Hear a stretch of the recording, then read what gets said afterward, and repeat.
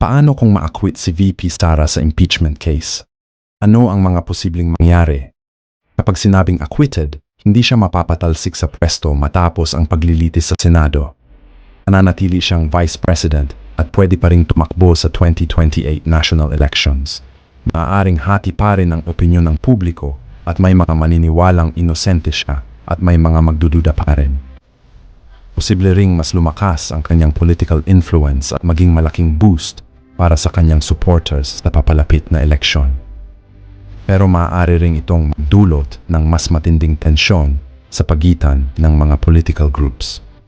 Dahil para sa iba, magiging simbolo ito ng political survival at habang para naman sa iba kabiguan ito ng accountability.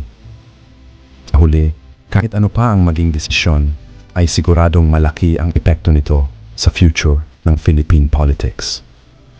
Sa tingin mo, ano ang mangyayari? Comment mo sa baba at i-follow ang Curious AI.